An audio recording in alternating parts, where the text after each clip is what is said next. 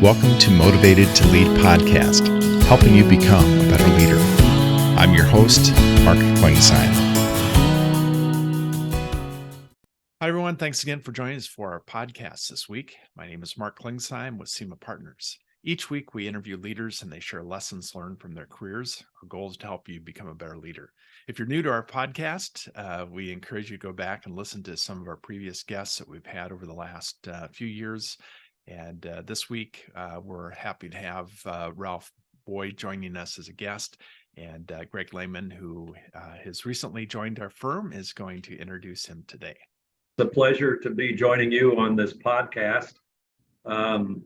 As you mentioned in an earlier podcast, I was your first podcast subject, and then a second one about a month or so ago. So it's a real privilege for me this morning to introduce a board colleague at InfuSystem and a friend and a great leader, a gentleman by the name of Ralph Boyd.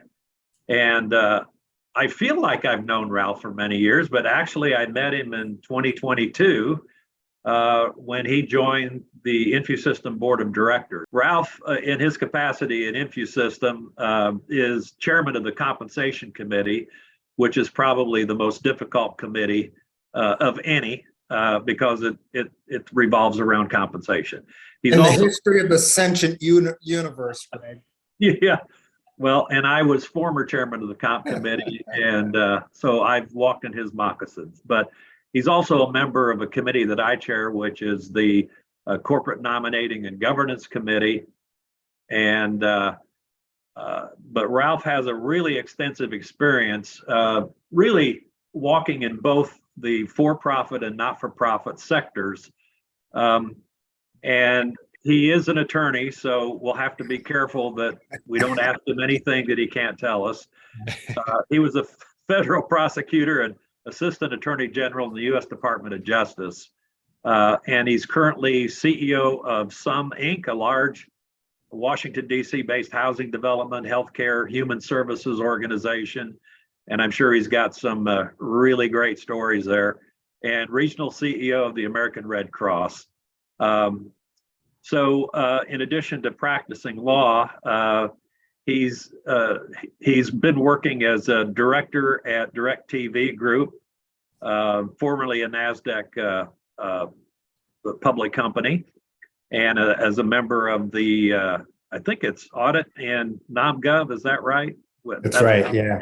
Chaired audit for several years. Yeah, and then I'll conclude by saying Ralph is chair of the Sandy Spring Bancorp Compensation Committee, and is a member of the Executive and Non-Governance Committee there as well, and also non-executive chairman of the NHP Foundation, which I believe, Ralph, if I recall, developer, owner, and operator of multifamily affordable housing. Did I get that right? You nailed it. That's a mouthful, and you got it, Greg. All right. Well, Ralph is also a graduate of Haverford College and a little-known school called Harvard Law School. So with that, Mark, I'll turn it back to you to kick off our podcast. Yeah. Well, Ralph, could you give us just, I always ask people to give just a quick overview. Greg did a great introduction as far as just some of but give us a little bit of your career story of how you got from kind of early on to where you are today. I would love to hear that personal story. Yeah, I'm happy to tell it. I'll try to keep it in under 3 hours. Okay, good. I come from a family, my dad, when he got back from World War II, was wounded in Italy in the Second World War, came back and worked in the factory at GE for 50 years. And he and my mom were civil rights activists in upstate New York. And I think so. I grew up, a lot of kids grew up watching television. I grew up out playing football out on the football fields and then sitting in endless meetings with my parents. So at a young age, got pretty used to hearing people talk about serious issues and kind of engaging with adults on those serious issues. And so shouldn't be surprising that coming from that kind of a family, I always had as part of my, at that point, unarticulated ethos was want to make a difference, to do things that made things better for people. And as I've matured as an adult, that's kind of crystallized. And if I were to kind of summarize a now many decades long resume, what courses through that resume is me constantly trying to strike a balance between doing those things professionally that will advance others, that'll give, I'm stealing from that old Army commercial now, give every person a full and fair opportunity to be all he or she can be. Doing that, believing everybody has a right, and we have an obligation to help everybody optimize themselves, if you will. Balance that with also providing for my family in a way that they're comfortable, and so that my, happy wife, happy life, but also so my kids can just simply focus on their own lives and making sure that they are focused on the development and betterment of self, and also developing those values about their relation to their world and their community, and not worry about where the next dollar is coming from or a roof over their heads or those kinds of things. So balancing the desire to create a comfortable living platform for my family while also, as my wife would say sometimes to me mockingly, trying to save the world. At times when I was too long into my save the world gigs, she would say, hey, when are you going to turn to saving the Boyd family for a while?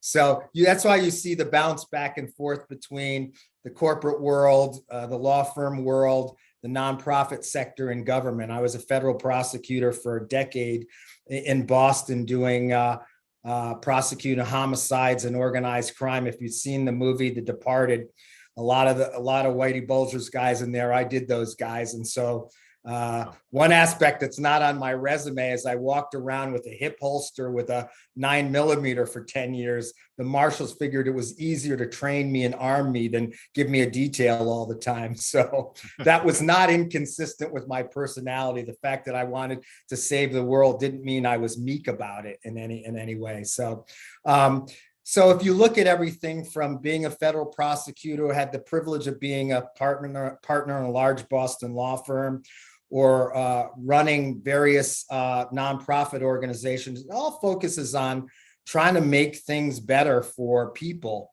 thinking that everybody has a right to kind of be the best they can be. And while it's not a legal right, it's certainly, I think, a moral obligation of a civil society, one that articulates the values that ours does and our culture.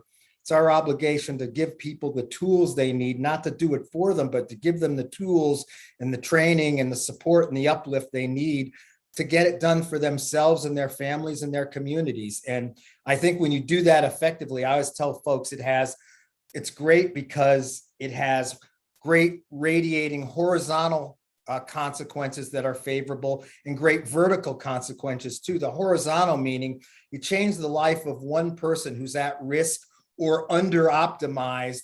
You don't just change that person, you change their family's trajectory, you change the community that they're in. So it has all of these rippling consequences horizontally throughout the culture. But the vertical piece is, and this is especially when you're dealing with people who are experiencing poverty or homelessness or whatever, you change the trajectory of their lives.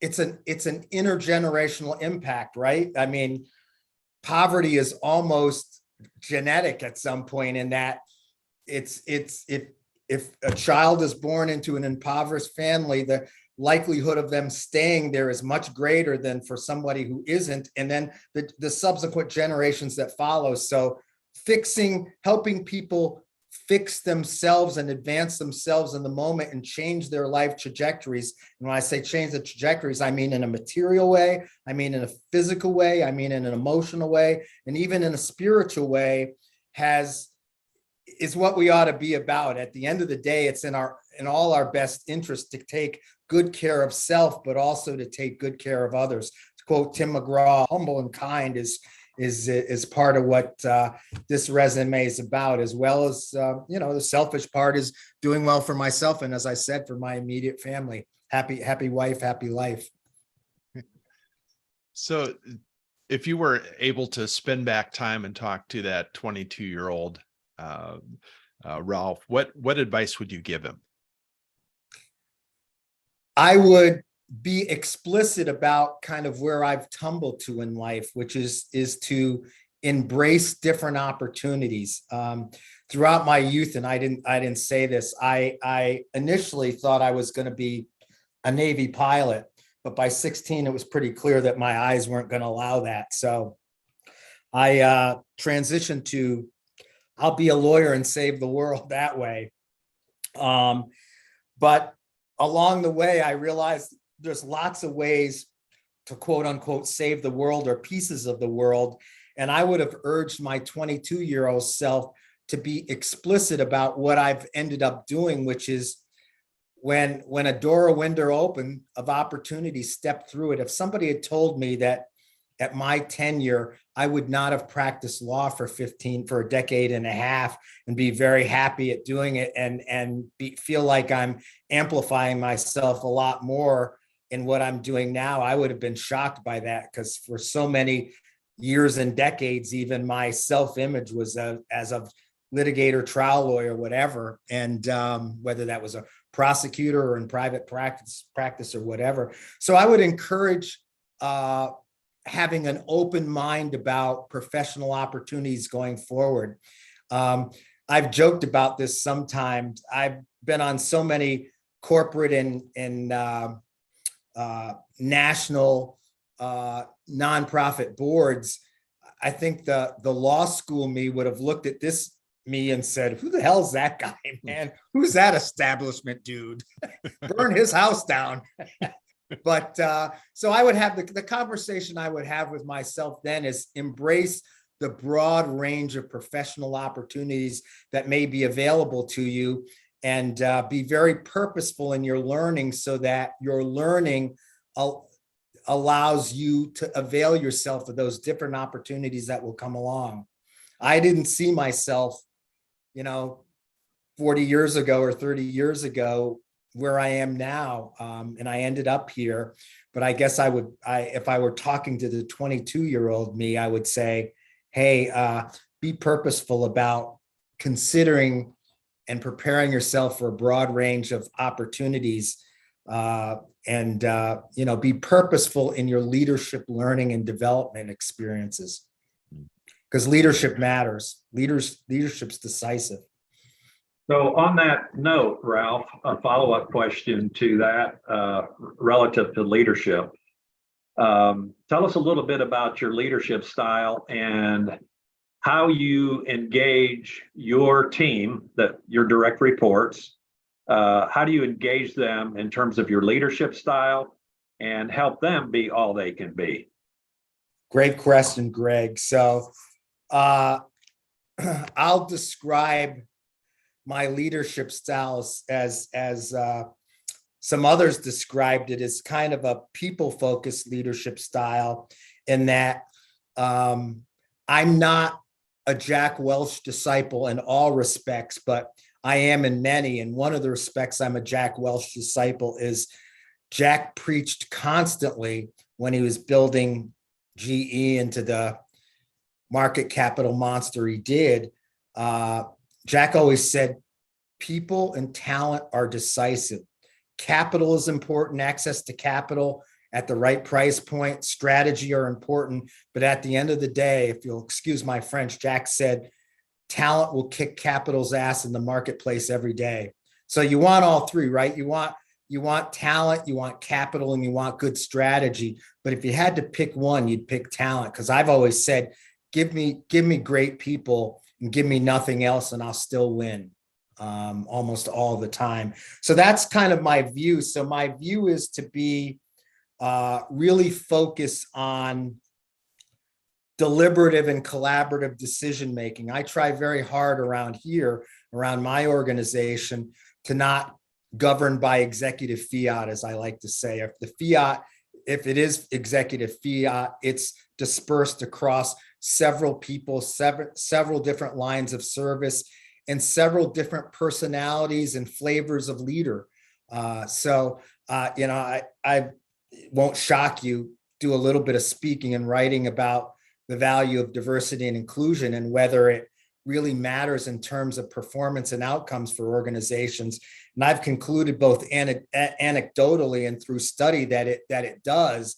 And what it requires is it requires an appreciation of, in a way of taking advantage of difference in the leadership shop. So I'm just not looking for us to be diverse in terms of our identity, our immutable traits, our race, gender, orientation, all that stuff.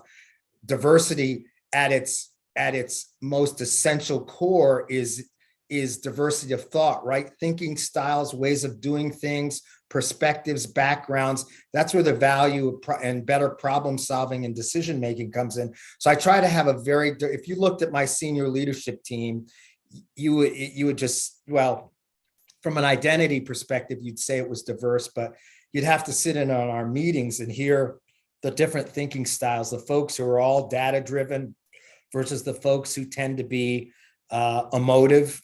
And then people like me who try to mix both, try to get the data right and the analytics right, but also understand the human emotion and the inspiration piece that are required. So it's a people-focused style. We spend a lot of time and attention on discerning what leadership opportunities exist in the moment that will advance the learning and the leadership chops of our team.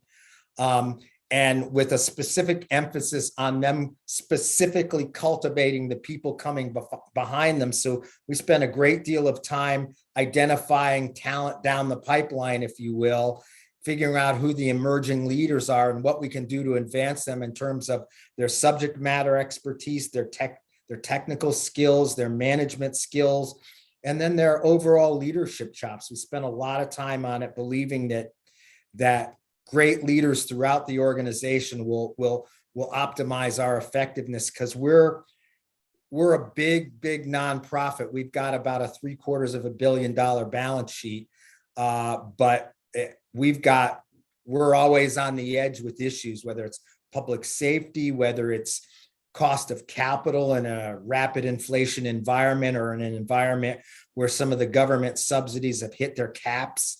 So there's a lot of triage and problem solving that's got to go on.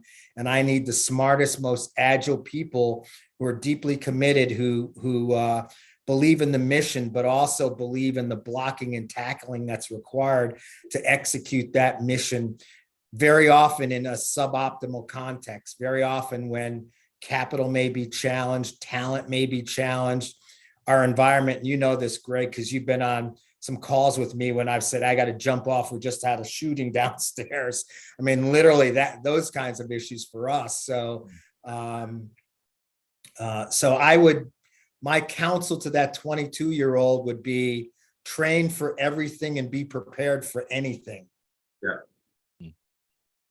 Good. That was very helpful, Ralph. Thank you. What I tell my kids all the time is, in a world that wants to give everybody participation trophies, the truth is you don't get trophies for knowing less, you get trophies for knowing more. So know is more about as many different things as you can, but nail the stuff you got to know to do the space you're in as well as you can do it.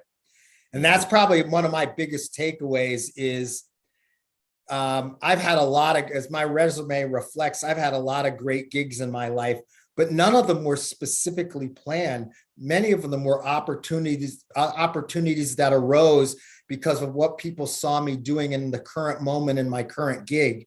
And so, there are those folks that go out there and they're in their current job and they're already planning for the next one or positioning for the next one. I don't do that. My view is if I kill the moment, people will see it, and whatever great opportunities that are out there will avail themselves or reveal themselves, and I'll try to avail myself of those opportunities. But I am a planner, but I'm not calculating 3 moves ahead. I live the moment and try to just really max out the moment in terms of what we can achieve with clear objectives. And, you start nailing objectives, people notice. Yep. So thinking back to that first leadership position that you had, talk a little bit about just some of the things that as a new leader is important to focus on in that first 90-day window, that first year, what are some things that you would say to a new leader as they're moving into a new role? Yeah, I'll try to answer that in under an hour. So let me just give a little background, since the context will help understand what I'm going to say here. So my first real leadership gig in my professional life was when I was an assistant U.S. attorney in Boston, and I was in the major crimes unit. And I showed up there one day and just decided that Boston was too violent and I was going to change that. Yeah, I wasn't too full of myself. The funny thing is, we actually did. So Boston was in the middle of, this was in the early 1990s, when Boston, like the District of Columbia and other major cities, was hit with a lot of the violence that attended to the crack cocaine trade. That's when crack was really getting a foothold in urban America, and the violence that went with it. Boston's homicide rate was approaching, this was in 1990, was approaching 200 homicides, which felt like a war zone to people. And so we developed this program called Operation Trigger Lock in Boston. And the idea was, a lot of the violence in Boston was gang related, was to just start taking out the gangs. And I decided I was going to do that. Eventually, we created a much more comprehensive program in Boston that became known as the Boston Project. And it had a law enforcement piece that I led on the prosecution side, but it also involved, it was this weed and seed concept. Law enforcement can take out the bad guys, but then unless there is some social focus on once you've taken out the weeds, planting fresh seeds so new weeds don't replace them. So there was a social service component to it, which was filled in by the social work community and related communities. The faith community stepped into that space as well. And then the mayor's human services folks walked into that space. And then the business community stepped up and said, hey, we've got a role here. What should we be doing? And so the idea was, I would take out the bad guys and then lay the foundation for identifying and addressing the issues facing at-risk young people as early as 8 and 10 years old, before they got into the gang life for all the reasons that they did, and start kind of turning them somewhere else in a more productive way. But with respect to the law enforcement piece, the great news was I had a ton of resources. I had the Boston Police Homicide, I had the drug unit, I had the anti-gang violence unit. And then I had the FBI, the ATF, the DEA. So I had all these resources, which is great. Only problem with is no one wants to work with the FBI. Nobody else in law enforcement wanted to work with the FBI. And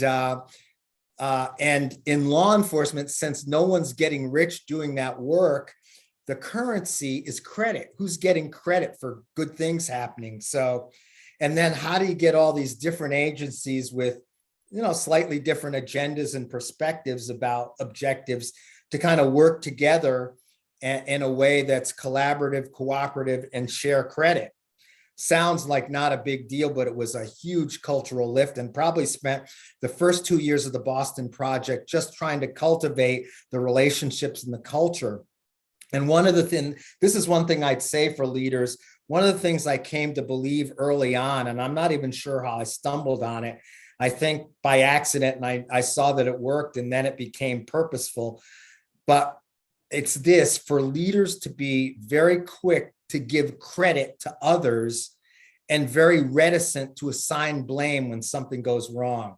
Take the blame, give the credit. You do that enough times, it inspires people, because you start piling up wins and people feel like they're on the, you're winning the NBA title or the NHL title, the Super Bowl, everybody's happy, right? Everybody's a hero. So part of it was to convince people that we could win, to chalk up some early wins, give generous credit for it. When something went wrong, I take the responsibility for it, and we'd move on. Eventually started chalking up wins and then doing major things. The upshot is that within 5 years, we took homicides from between 160 and 200 a year down to under 25. And the world saw it. And I always say, if anything ever launched me, it was that. It's the one thing I've done in my life that I did well, but I actually got more credit for it than I deserved. It really was the work of literally hundreds of people. But on the law enforcement side, a lot of the credit at the end of the day ended up in my lap. And I mean, as I said, I probably got more credit than I deserved. But part of it is, reaping what you sow. If you're sowing, giving credit, the reality is, that karma train backs up to you in a good way very often. So I tell people to trust when you've got a good process and a good and faithful heart, and you're executing well, trust the outcomes and trust how the outcomes will serve you at the end of the day. You don't have to be self-serving. If you're getting outcomes, the world will figure it out at some point. But you got to inspire people, and you do that by being very clear about what the objectives are, making sure people understand the resources they have to achieve those objectives, and then make sure they do, and give generous credit, and take the hit when something goes wrong, not in a fake way, but just deflect the attention when things are negative back on yourself and not on the folks who are out in the field, actually get out in the field or in the factory or in the clinic getting the work done. So what are some of the mentors that you've had in your life that you look to as far as great leaders? I'm really glad you asked that question. And because one of the things I would say is any success I've had in life, and I've had a little bit, is directly attributable to somebody along the way deciding I'm worth investing in and kind of grabbing me and moving me forward. So, it really started with my admission to college at Haverford.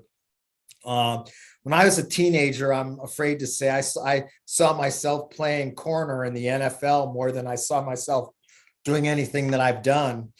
And so when it came time for college, I wasn't really thinking about having the most challenging academic experience I could have. So I ended up interviewing at Haverford. And at the time, their median SAT scores were 750 verbal and 780 math. And let's just say mine weren't close to that. And so I thought, well, I got no shot here. But my mom had her heart set on that place for what she knew about it. And so I figured, I'll just go through the process for mom. It won't work. And then stunningly, I got in. I was the most shocked person on the planet. And then I was like, oh, no, I want to go to Northeastern and play football. And everybody was saying to me around, oh, you got this great opportunity to go to this great school. You better go. And I was like, yeah. And then one day I was in the locker room, my football locker room in high school, and still reticent about choosing Haverford. And this guy named John Liss, who was a 6'5", 250-pound defensive end on our team, who was one of the meanest people I'd ever met at that point. He and I are in the locker room by ourselves, and he comes over to me snarling, and I'm a little concerned. And he looks at me and goes, "You effing idiot." I said, "What's that all about, man?" He goes, "You got a chance to do something none of the rest of us can. You better effing do it, you jackass." And I thought to myself, holy cow, that's the Lord speaking to me. If John Liss thinks that I should go there, that's the Lord speaking. I should probably go if that guy thinks this is important. So I went, and, it was life-changing for me, really challenged me academically and put me on a pretty different path. So I won't say my first mentor was John Liss. It wasn't, but the mentor was the admissions dean at Haverford, who had already a reputation for finding what they call diamonds in the rough. He was almost viewed as this mystical character who could find people who no one else had great confidence in, bring them in and lift them up. And that's surely what he did to me. And then my first specific mentor in school at Haverford was my advisor, a guy named Al Williams, African-American guy, 6'4", 220, former Marine Corps karate champion. He was my first karate instructor. So I've done I've done MMA, karate, jujitsu, the whole 9 yards. And it started with Al. What he also happened to be was a PhD in political science and also a lawyer, JD from the University of Virginia. And Al taught me that there is no substitute for rigor. And he rode me for all 4 years. And he was my thesis advisor. My thesis was 127 pages. His thesis advisor comments were 96 pages, single space pages. There were so many red footnote marks on my thesis. I almost needed sunglasses to look at his remarks. But so Al kind of moved my sense of what's required in rigor to the next level. And then in my professional life, Wayne Budd was the U.S. attorney when I applied to the U.S. attorney's office in Boston, which is one of the hardest jobs on the planet for a young lawyer to get. And he pulled me in and encouraged me every step of the way, gave me more responsibility than probably good judgment would have suggested I should have gotten. First week I was in the office, walked in my desk, dropped a file on my desk and said, "Hey, this case goes to trial next Monday. You up to it?" Usually you take a couple months to prepare for a trial. And of course, being the macho jerk I was, I said, "Oh, of course I would. Why wouldn't I?" And then as I got into the case and realized all the problems with it, I was like, but Al kept coming into my office. Oh, excuse me, Wayne kept coming into my office saying, just do it. Don't worry about perfect. Do the best you can by Monday and just do it. And all along the way, he did everything he could to lift me up and advance my career. And eventually, some years later, when President Bush was looking for an assistant attorney general, Wayne and some others made sure I came to his attention. And one thing led to another, and boom, there I was in Washington. So, and then, working for Attorney General Ashcroft, some people will see some irony in this. I don't. He and I hit it off really well. And I always tell people he was one of the best bosses I ever had. Took seriously my dissent when I had it, which was much less often than I thought it would be when I went there, and allowed me to turn the train around a few times when the train needed to be turned. And I think what I learned from him, and frankly from the president, was to how to take criticism with grace. Attorney General Ashcroft was often vilified by the media, as was the president. And I think their vilification bothered me a lot more than it bothered either of them, not because they were arrogant, but because, they knew what they were about. They had a strong sense of self, and they'd learned how to not take stuff personally and understand that, being mocked didn't say anything about them. It said something about the people mocking them. And that reminded me that there is actionable grace in life, and actionable grace is, acting with dignity under pressure that would cause a lot of people to kind of lose some dignity. So, and I think as a leader, especially as a CEO, modeling dignity and grace is part of what you're doing to develop that talent and the kind of culture you want, where people understand what's expected of them in terms of how they carry themselves, and both in how they treat others and also in how they accept treatment. I think, and so that was good modeling for then. And now I still, now, even though I'm a grandpa, I still have a mentor. In my current gig, one of the corporate advisory board members is a guy named Tom Donahue. You may have heard of, the longtime CEO of the U.S. Chamber, who's decided that he's going to make sure that I succeed in this role. And he's got a lot of levers to pull to make that happen. And I'm just trying to make sure I don't disappoint him along the way. So I think, and so part of my message here is mentoring matters. And so I've tried to do the same thing. I've got a zillion proteges down the pipeline, and I'm happy to say that 3 of them themselves are CEOs today. One of a small public company, one of a very large quasi-governmental CDI, probably distributes between $200 and $300 million a year into the marketplace. So I think anybody who says they've done it all on their own is full of it, in my view.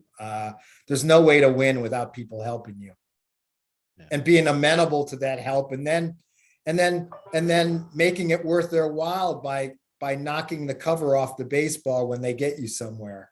I always love to get people's ideas and books that they recommend, and especially as a leader, I'm sure you're recommending books to your staff as well as to others. And I know you're teaching also at Georgetown. So thanks for asking. So I think a must read for leaders is Adam Grant's Give and Take, where he talks about it's his evaluation, both statistical and anecdotal evaluation of what styles and priorities succeed the most in the workplace and in the capital markets in particular. The leaders who are net takers or the leaders who are net givers, and what are the variables around that drive the success of one or the other. And it's a very interesting book with a lot of data, but also a lot of stories that are illuminating. Adam's conclusion is that the net givers are the ones that ultimately do the most and do the best in the business world, which is counterintuitive to a lot of people. It's not to me, but it is to a lot of people. Another book is Malcolm Gladwell's David and Goliath. And I urge people to read that because it's a story about overcoming. He tells a number of stories about people who just crushed it in their professional lives and had to overcome incredible barriers to do it. It's kind of like succeed no matter what. No excuses, succeed. And the stories he tells are so powerful. One that blew me away was the one he told about David Boies. I don't know if that name's familiar to the two of you, but David Boies is when I was in law school, was widely viewed as the best overall litigator in all of America. He argued Bush v. Gore on behalf of Al Gore, with Ted Olson arguing for President Bush.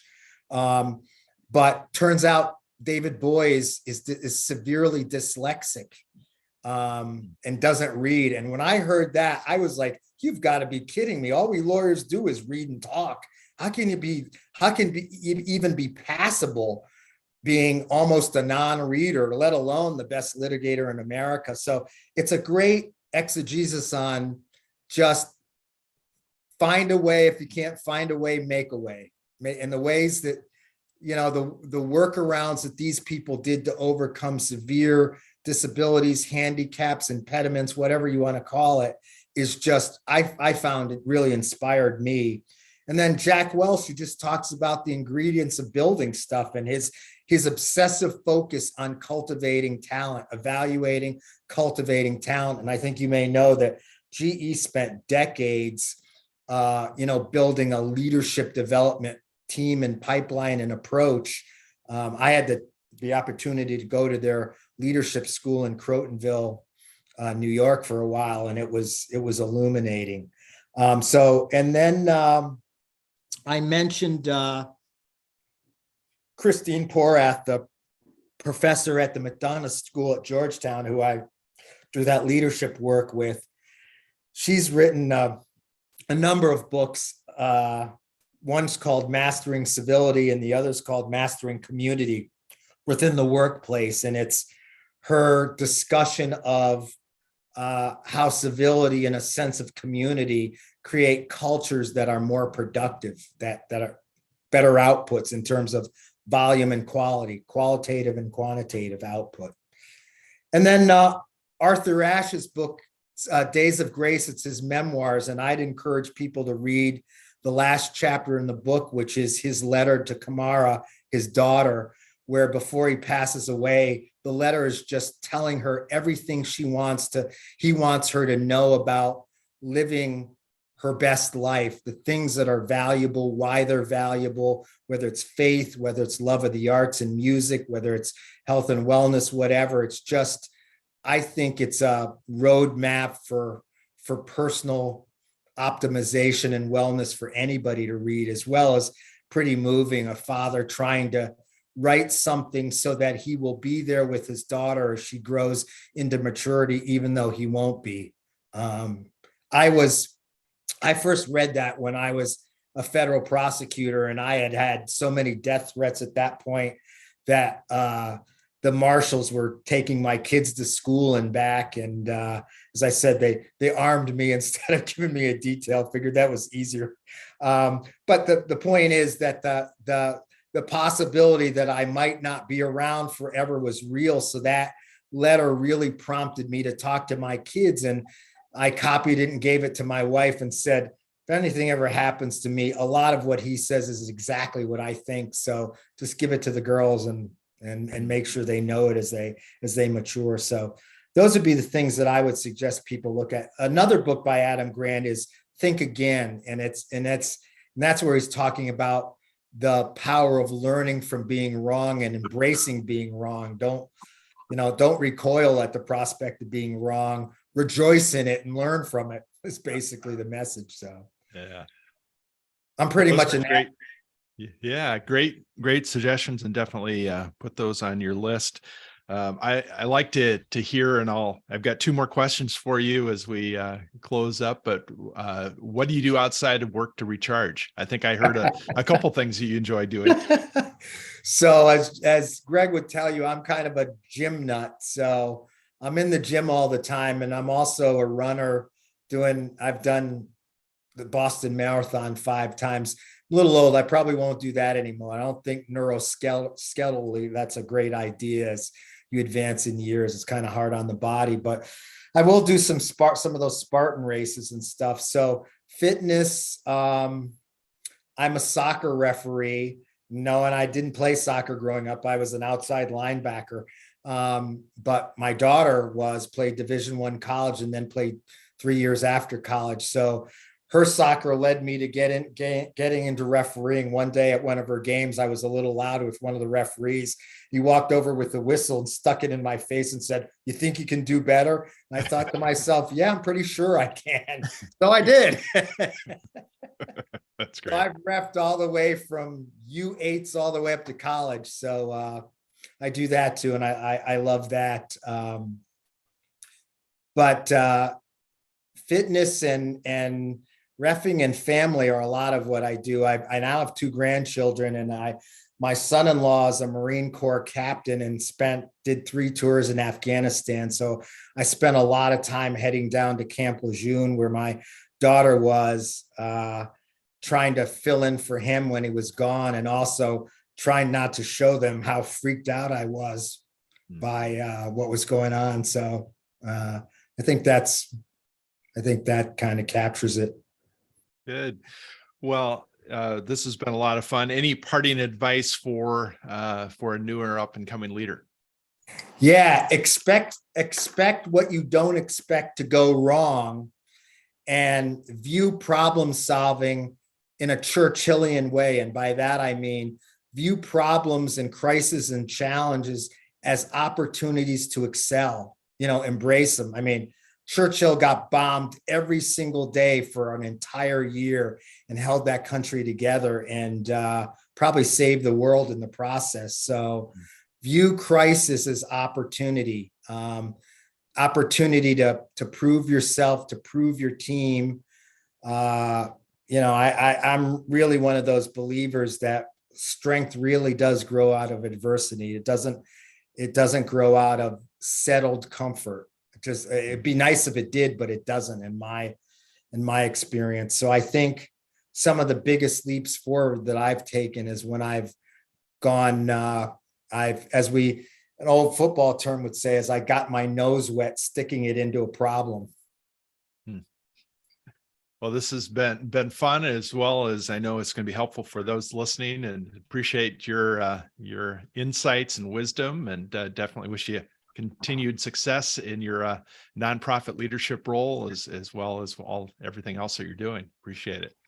Thank you, Mark, and thank you, Greg. Thank you for listening to the Motivated to Lead podcast. Please subscribe on iTunes. You can also see a video version of this interview at motivatedtolead.com. This podcast is brought to you by SEMA Partners, helping you find your next great leader.